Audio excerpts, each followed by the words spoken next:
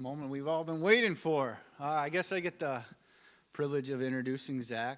I met Zakk when he came here to hear Brian's testimony a few weeks back, 4 weeks back or so. And after that, I got a word from Brian that Zakk really wanted to share his testimony. And when I hear that, I love it because I love when people are passionate about what God's done in their life and they want to share that. So I called him up. I just wanted to hear a little bit of his story, and I was like, sounds great. Come on up, Zakk.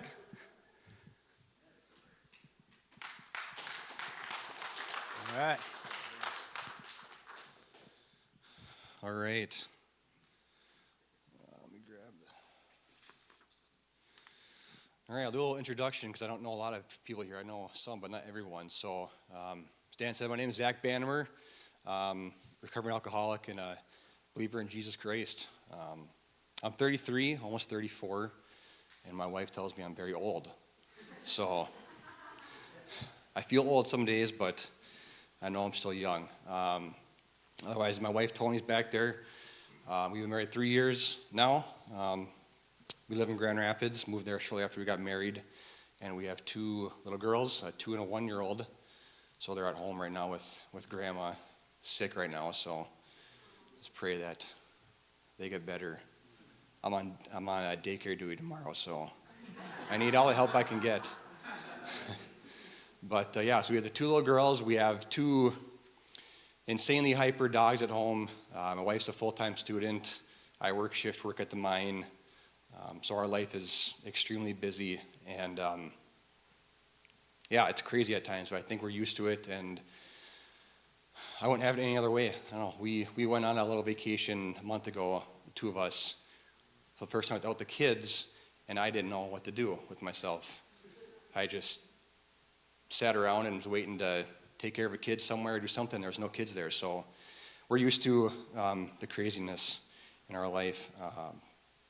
We attend Deer River Bible Church over just north of Deer River on Highway 6 there. 10 a.m. Sunday mornings, if anyone's in the area. Pastor Steve Berg over there is awesome, and we've really enjoyed ourselves there in the fellowship, and they just welcomed us, and it's a great spot. So if you're ever in Deer River or over in that area, I would recommend going over there. So, otherwise, I guess I'll start. I didn't write anything down. I wrote some scripture down, but I figured it's my story and testimony, and I was there for all of it, so I could just tell it how it went from start to now. So, I was born in 1990, and my parents at the time were living in the Twin Cities area, just north of the cities area there.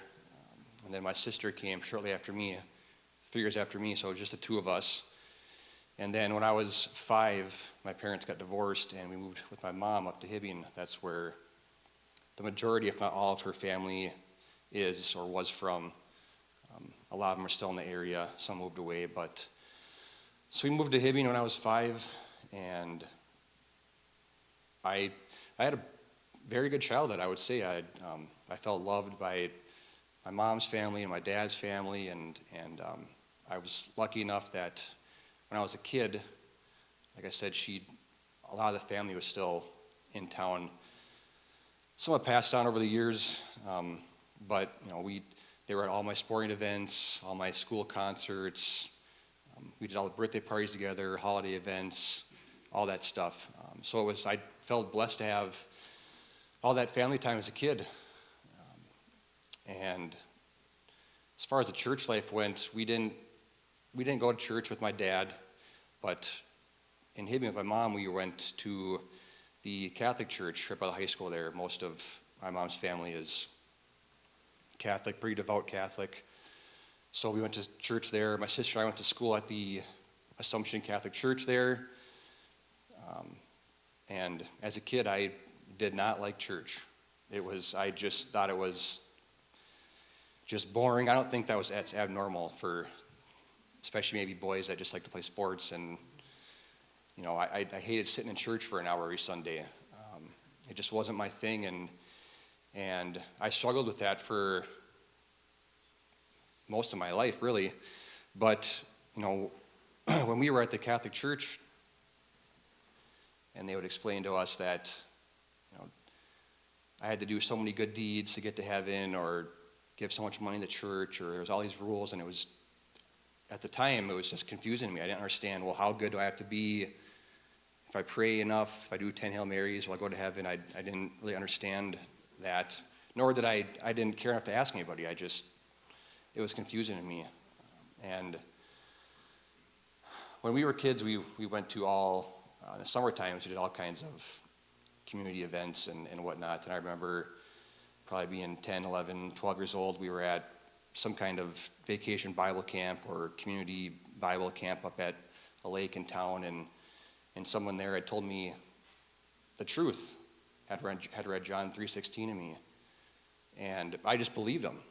It just made sense to me. It made more sense to me than what I thought, as far as I have to be a good boy and then maybe I can go to heaven. So, that was when I heard the truth, but unfortunately that's kind of where it stopped at that time in my life. Like I said, I wasn't a fan of church, so when they had explained to me that God gave his only son to die for us, so if I believed in him, I could go to heaven, I thought, that's awesome. I believe in God. I've always believed in God. That's great. I'm going to heaven. And then that's where it left off at me. I just never pursued it. I never, for whatever reason, it wasn't in my plans as a little boy or for many years. So like I said, I kept on going to the Catholic Church with my mom, and I really didn't know any different. I thought that every church in town was the same. I didn't understand their different religions, or I thought my friends that went to different churches, we all were at the same place. They just couldn't fit everyone in the same church, so we had 10 churches in town and whatever. I didn't know the difference, So I never pursued any kind of Bible-based church or Christian church as a child, or through my school years. So that was kind of my church background, our church bringing up. But as I grew up and got older, out of high school and stuff, I never drank alcohol. I never did drugs. I had a group of friends that I spent time with that, for whatever reason, it never crossed my mind to drink or do drugs in high school. Everyone I knew that was doing that was getting caught, and then if you got caught, you couldn't play sports, and we all played sports, so it was like we never talked about it. It was never even discussed ever. This group of friends of mine, we never got into that, and I'm grateful for that, because if we would have, I don't know if I would have survived. The path I went down later in life, I don't know if I could have survived that when I was 15, 16, 17 years old. But,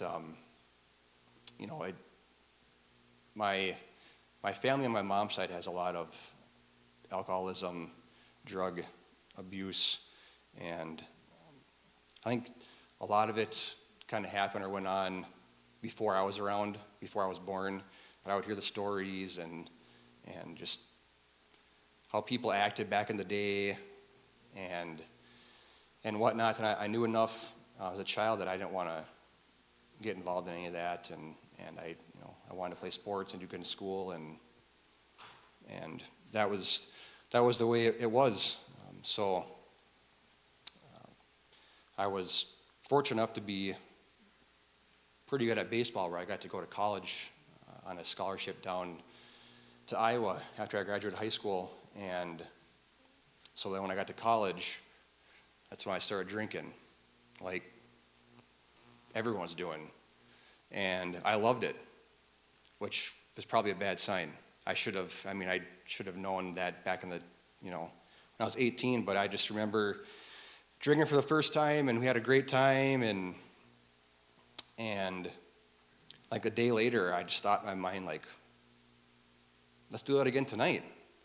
Like, we have to wait till next weekend? Why can't I just do this? Let's do this all the time. I don't understand, But, I knew nothing really about alcoholism or addiction or anything. So I didn't think that was abnormal. I just thought that I was behind the eight ball because everyone else I knew in college there had been drinking for years, and I thought, well, they probably felt this way too when they were 15 or 16 and drank for the first time. So, but my college years went on, and me and my group of friends, we drank and partied like pretty much everyone I saw in college. I didn't think it wasn't healthy. I mean, it wasn't. I don't think anyone would recommend, drinking every weekend and partying like we did. But we all did good in school. We had jobs. We weren't getting in trouble. It wasn't anything out of the normal from everyone else that was around us at school. But as I got closer to finishing school, I was just drinking more and more. And at this time, I wasn't going to church. To me, at that time, in my early 20s, I was too cool for church. That's what I thought.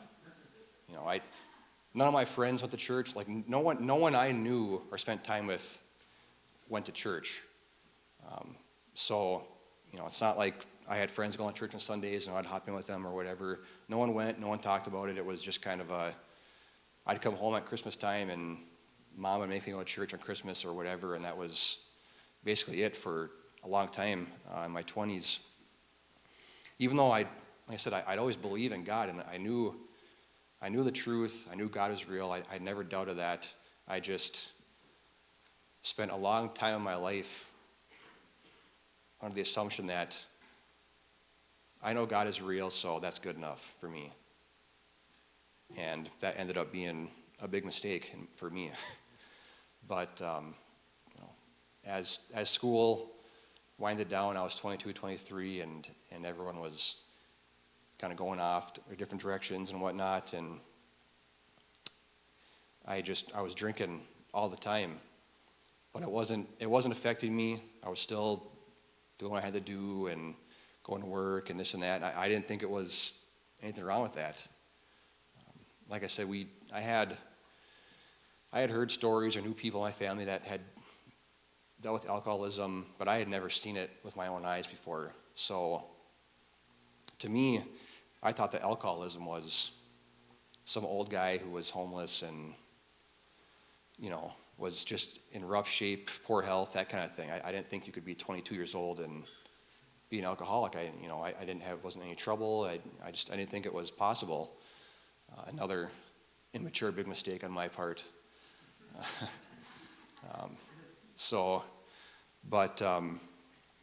I finished school and I went to work, and I really found myself just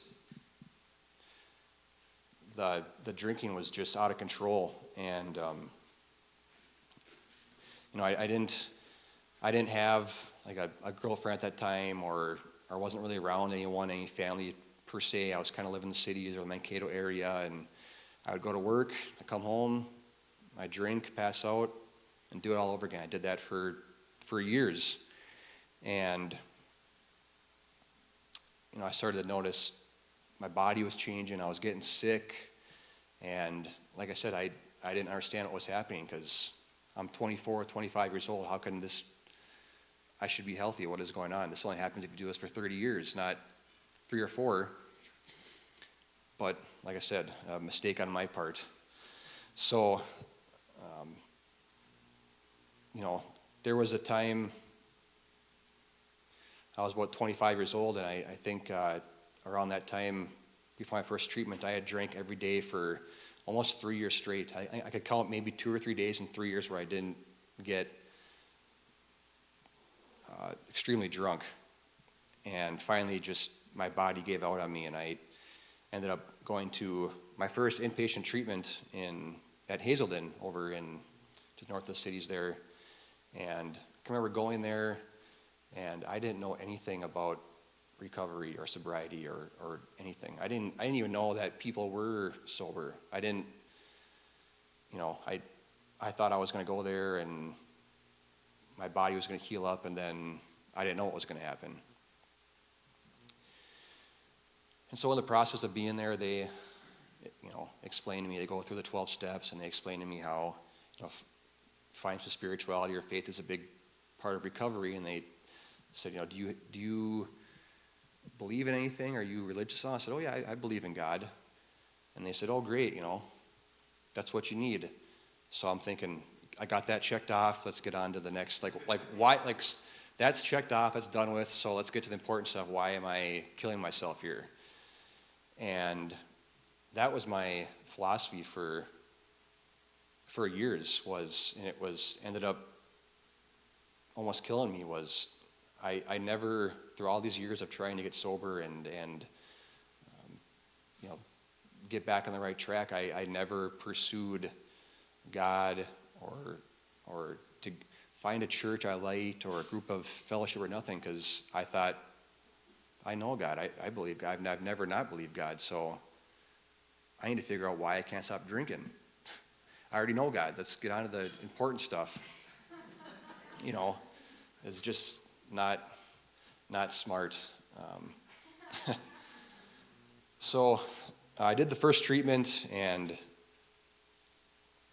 I remember, this is just still pretty crazy to me, but it was a 28-day treatment, and I think it was like my 27th day, and we had group, and I came back up to my room, and there was someone cleaning my room up, and they go, oh, someone's got to come take your room today, so we're just going to cut you loose a day early. Good luck. And I said, okay. So they gave me a coin. I got in my car, and I drove back to Mankato, where I was living at that time. I had no family down there. I didn't know anybody, but I had an apartment. I had a job. I went back down there, and I went back to work. No support system, just a complete, absolute opposite of what you would recommend someone that's just leaving treatment for the first time. Somehow I was able to stay sober there for almost a year. I have no idea how. I was just flying by the seat of my pants. I'd go to AA meetings and whatnot. I had no idea what I was doing. Never got a sponsor. I never did the steps. I just sat there and read the book and thought, I guess this will keep me sober till I die, I guess. I mean, that's what they told me, so. But obviously it didn't. At that time, still no church, no nothing. So about a year went by of that, and I relapsed, and it was pretty bad. I'd go a detox, sober up, go back home. I did that over and over again for a few months, and it finally got to the point where it just wasn't going to work for me with no help or no one around to help me down there. So I moved back to Hibbing. Still didn't change anything. I still just thought, I'll just keep on doing what I'm doing. And I did not want to drink. The moment I went to my first treatment, I was done drinking. I had no qualms about, I can do this and then I can drink in like 3 years or something, or I'll get better, or I was done. I didn't want to drink. I never wanted to drink again, but I couldn't stop. The powerlessness, the addiction, the obsession was something like I could never explain to anyone unless you're living it. It was just insane. So I'm back in Hibbing. I'm 26 years old. It's not working. So I go back to my second treatment over in Virginia at the Range Treatment Center. And kind of the same thing. They asked me right away, do you have a higher power? Do you believe in God? Yep. Check that off. Why am I still drinking? Someone please help me. I can't understand what is going on here. I need help. Why won't no one help me? That was my thinking at that time. And complete that treatment, I was drunk probably 2 weeks later. Still wasn't working. I ended up getting a DUI, spent a few days in jail, and then I went to, there's a sober house in Virginia. I'm not sure if it's still there, the 12-step house. I'm not sure if it's still there or what's going on there, but the 12-step house at that time was a good sober house for men. And went there, and now I was on probation for my DUI, and my life was just not going good. it was going in the wrong direction fast. I had left school and I had a good job and things were going the way it should be, and now I'm going like way the wrong direction. And I'm still on the same path of I'd be sober for 2 or 3 months and I'd relapse. Be sober for a month and I'd relapse. And I was trying everything. They have this thing in AA called, like, I think it's the 90 means 90 days. I did like 200 means in 90 days. I was drunk by like day 93. It didn't matter. It was just crazy. I could not stop. Every chance I could get, every brief moment I could get to get any alcohol, I was doing it. I didn't care what the consequences were. And this whole time I didn't want to be doing that. I could not stop. And I know that sounds crazy to some people, but like I said, unless you're experienced that, it's something that you can't really describe. So I'm at the sober house, I'm doing outpatient treatment, I'm doing all the programming they have there, doing AA. I was going to NA. I don't even do drugs. I'm going to NA. I'm doing therapy. People are giving me, they're giving me meds that are supposed to make you not drink. It didn't work for me. I guess that med doesn't work, so I was still drinking on these pills that you shouldn't drink on, and all kinds of just crazy. Yeah, it was just, bad. And it was about 7 years ago this time, maybe springtime, 7 years ago, I had relapsed again, and I was back at the sober house, and there were a couple guys there that were older than me. They were probably in their 40s, and at that time I was 27, 20 years old, and I think they could see in me what they saw in themselves in 10 years prior. Was I was heading down the road that they ultimately went down, and they didn't want to see that happen again. And these guys pulled me aside and gave me some pretty tough love. It was kind of like boot camp style love, kind of like you see on Jerry Springer or whatever.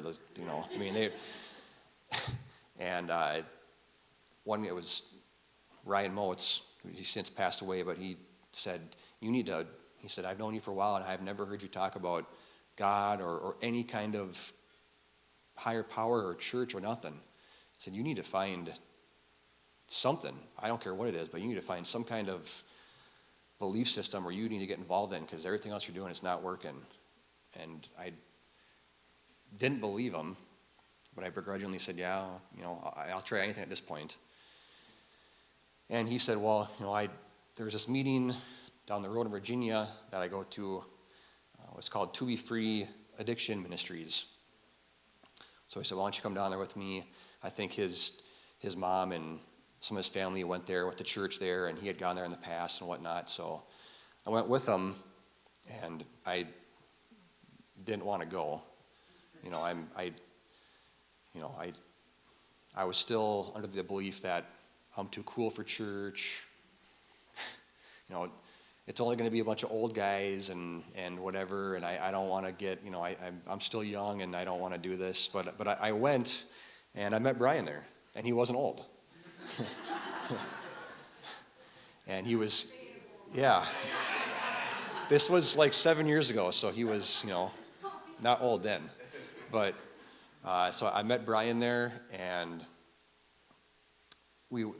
they go through a book there called The Heart of Addiction, where it bases off of, your choices are, it's a sin nature problem. You have a sin problem, and you need God to heal your heart to go away from whatever your addiction or bad choices are. And they were kind of explaining to me what they do there and what they believe in, and I wasn't really feeling it.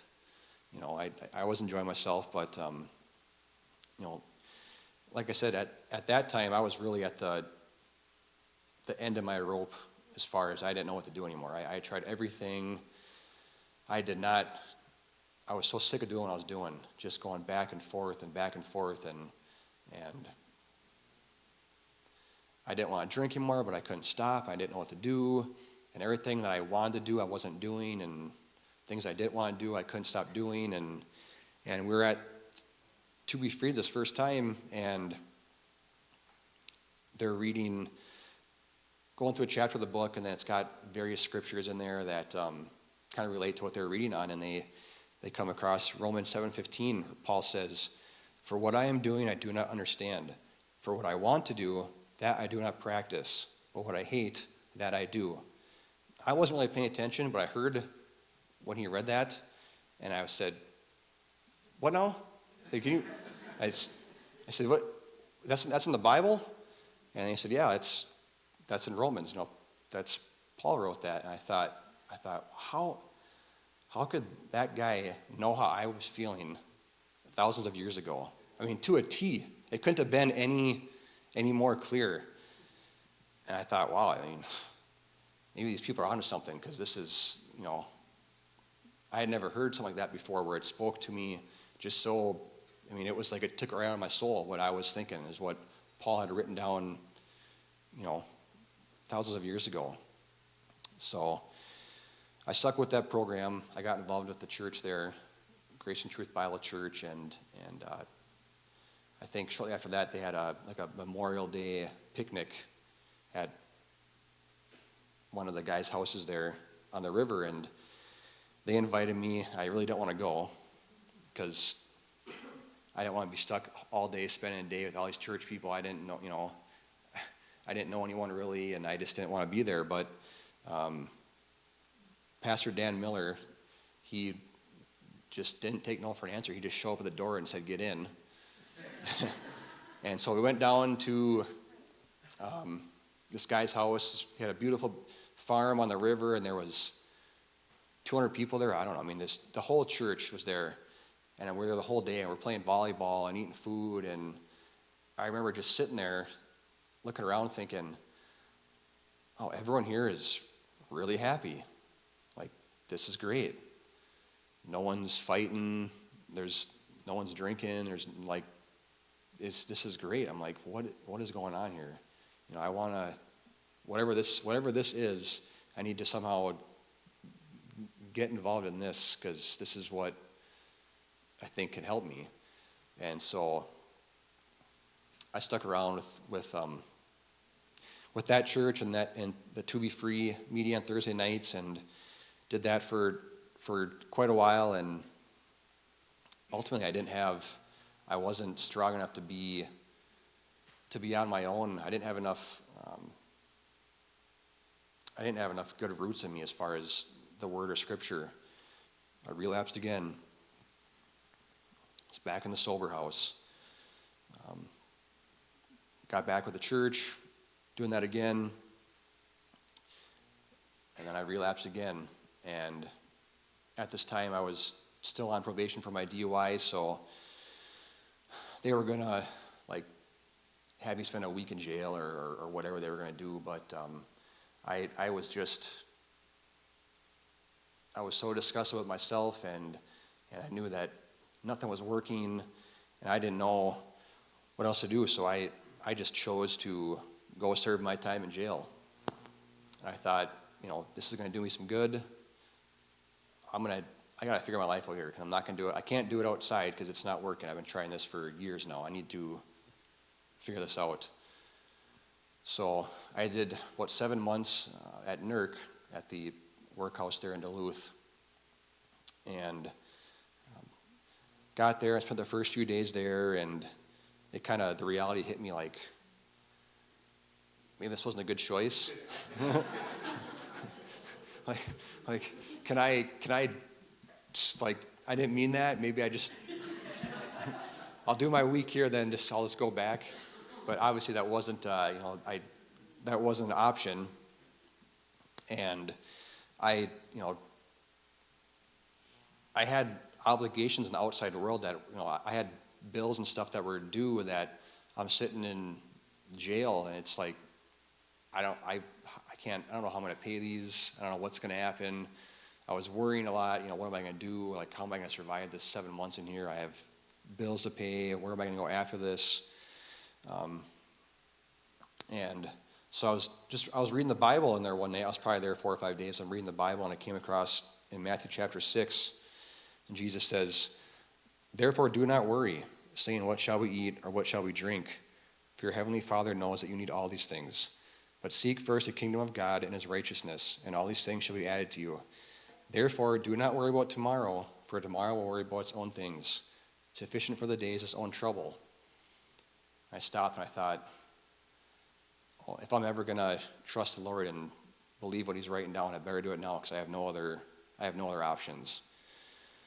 So I sat there and I just prayed and said, I'm going to do what the scripture says. I'm just going to not worry about it, believe on the Lord, and either it's going to work or it's not, and I'm right back where I am. I really didn't know. And these problems I had down the road, it just kept on getting solved for me, like one after the other, just without me doing anything. Bills got taken care of, and any other problems I had, and I just started thinking, like, wow, like, Jesus wasn't wrong. Maybe I should have believed him a long time ago, or I should have taken this seriously a long time ago. And when I was at NERC there, they had a lot of various Bible studies and church events almost every night of the week. And Paul Black at that time was doing Sunday morning, kind of like an abbreviated church service for us. So I met Paul there, and I really dug into every Bible study, every church service. They had a chaplain there. I think he probably wanted to quit by the time I was done, because I was in his office it's just all the time. I read so many books in there, and just learned everything I could, and I was really just on fire for the Lord, excited to get out and do the right thing.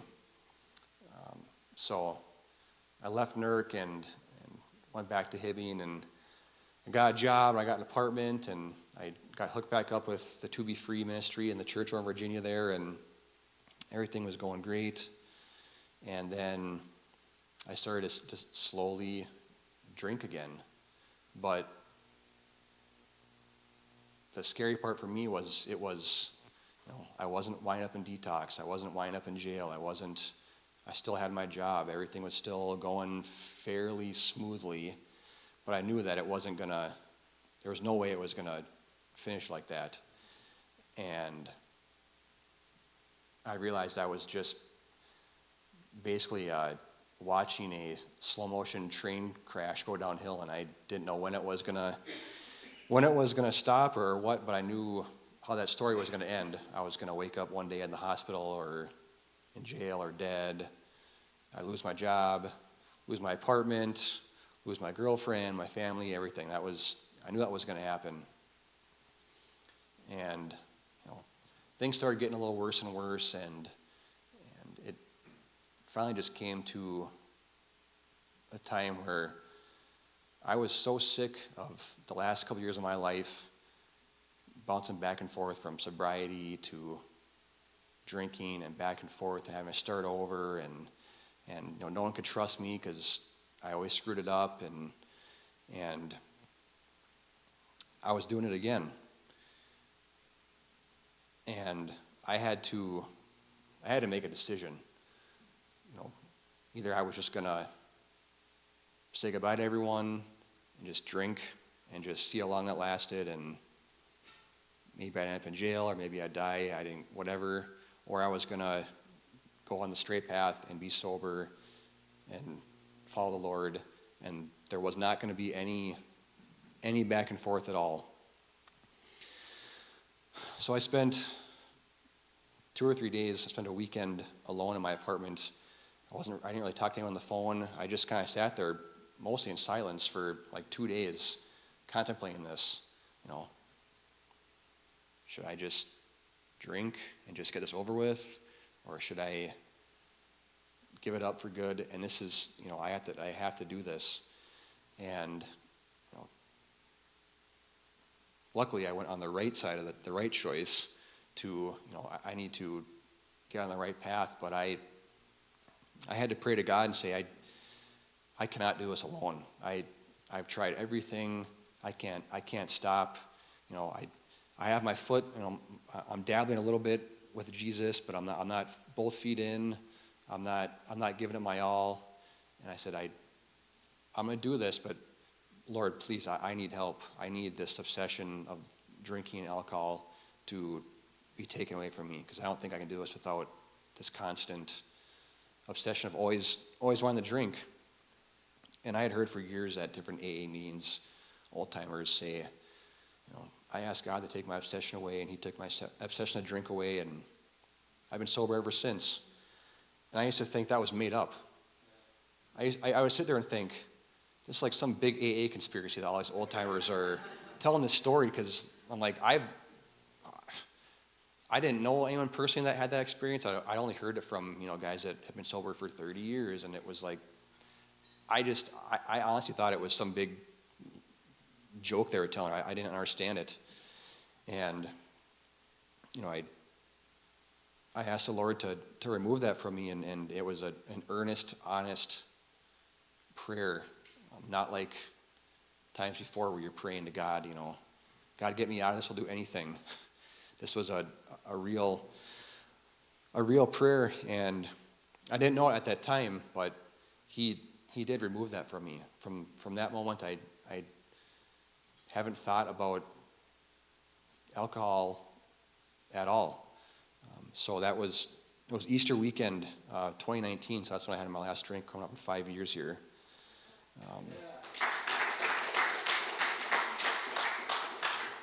And like I said, at the time I didn't know. I mean, I prayed, I asked God, I did my part. I went both feet into the Lord, church, and whatnot. But I didn't realize that He had, taken that from me for quite a while. But surprisingly, after I chose to follow the Lord and do the right thing, good things started happening to me. I got a good job. Moving in with my girlfriend at the time, and we got engaged and we got married, and we have 2 beautiful children, and all these things started happening to me that never would have happened to me if I didn't have the Lord in my life. No one wanted to be around me before I had fully accepted Jesus into my life. So, these last 5 years have been beyond my wildest dreams as far as what the Lord has given me. I never would have imagined I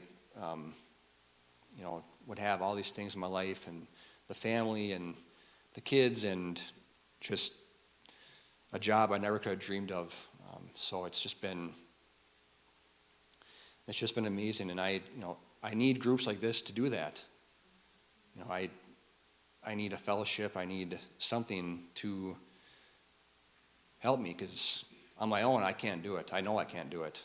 I tried that for 25 years and I failed every time. So, I need groups like this. I need Bible study. I need Sunday morning service. I need to check in with my pastor, or Brian, or Travis, or Dan. I see Dan at work, and it's nice just seeing them. Just someone else I know that can relate to me. So that's how I am going forward to this now, is I need the Lord and these other fellowships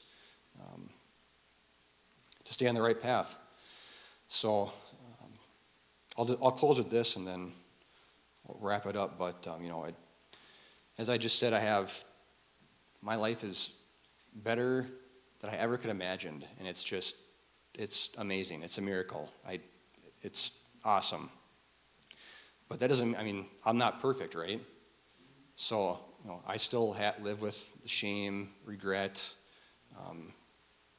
of all my choices from my past, and I think about them quite frequently. I don't know if they'll ever go away. I might deal with that forever. I don't know. I pray that I won't have to have live with that shame of the things I've done prior. But my favorite verse is again from Paul in Philippians chapter 3. He says, "One thing I do, forgetting those things which are behind and reaching forward to those things which are ahead.